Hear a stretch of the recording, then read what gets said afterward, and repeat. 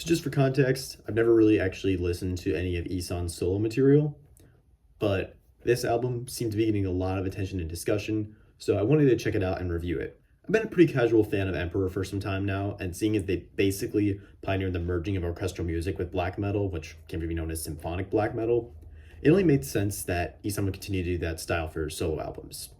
Well, at least for this one. I've heard much of his other solo work is much more experimental and eclectic. But Ihsahn decided to take a somewhat different approach to his self-titled 10th album. He recorded it twice, having the normal metal version as well as a completely instrumental orchestral version. And it's only fitting. After all, the regular version still fuses many classical elements with progressive black metal, and the overall vibe could be best described as cinematic. It's definitely one of the most ambitious albums put out this year, and doesn't really seem to try or care to market to a specific audience. There's just a lot of things going on here, and pretty much every track has elements that clash with each other. And if I'm being honest, this doesn't even really feel like a metal album.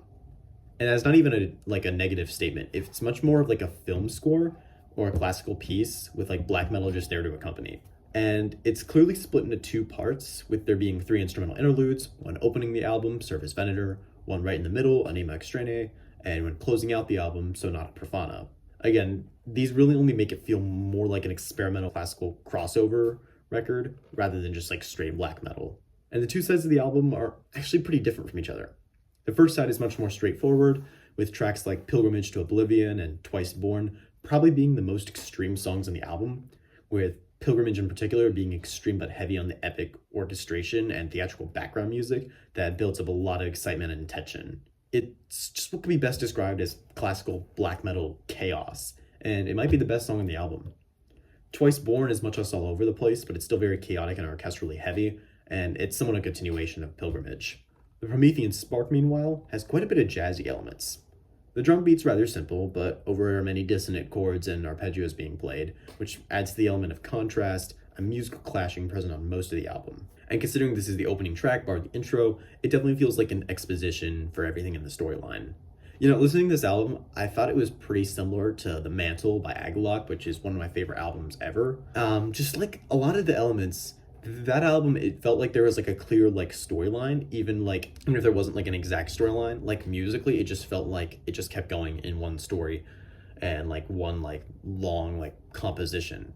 This one is quite obviously a storyline, as Ihsahn has stated that, but like just a lot of like the motifs present here are very similar to The Mantle, and even if like the albums don't even sound like super similar, like I just felt like a lot of similarities between these two albums, even right down to the cover. There's literally like what appears to be on the Ihsahn cover is like some like antlers or something, like some stag or something, and then on The Mantle it's a photo of that one statue of that stag in Portland, which I forget what it was called, but yeah, like there's just a lot of similarities between these two albums, and that was great. So A Taste of the Ambrosia closes out the first side, and it definitely feels like a turning point in the story, with it being more on the mid-tempo side, and the lead parts played here are incredibly melodic and go perfectly with the accompanying orchestra. The drums initially play like these like small tom fills to add dramatic effect, and this one is one of the best showcases of tension and release on the album. So end side 1, we get to side 2, and we see it's pretty different. On side 2, the progressive elements unfold. At the heart of All Things Broken, which closes out the album, is a 9-minute long journey that sounds closer to modern Opeth than anything else. It's not nearly as intense as anything else on the first side, and it mostly maintains the same pace throughout its length, starting with some clean arpeggios and vocals before reaching dramatic, harsh sections that are basically the climax of the album, with outro instrumental no Sonata Profana being like a calm after the storm. The Distance Between Us does this approach to similar effect, and considering it comes right before the previously mentioned track, it makes sense that it would go with this route at this point, as like the album is like coming to a close, and Ihsahn seems to take a more mellow approach to closing it rather than going like super extreme.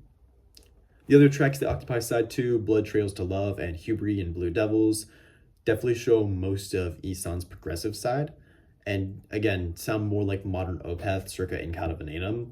And the tracks, they definitely have like more jazzy elements to them, similar to the Promethean Spark. And honestly, I thought it was kind of reminiscent of Mr. Bungle. That's not something I thought I would say in like a million years, but the tracks, like the back, like the orchestra and stuff, just has this like dramatic but like simultaneously like fun and unserious feel to it. It's just like, again, it's a lot of like the element of contrast and things clashing, but like it just kind of like makes for something very experimental, which is what Mr. Bungle is known for kind of doing, even if they're not like super orchestral, of course. But yeah, Hubris and Blue Devil in particular, though, it successfully merges like odd time signatures with the extremity of most of the songs on side one. The most important part here, the album doesn't get boring for one moment. The whole thing literally just whizzes by.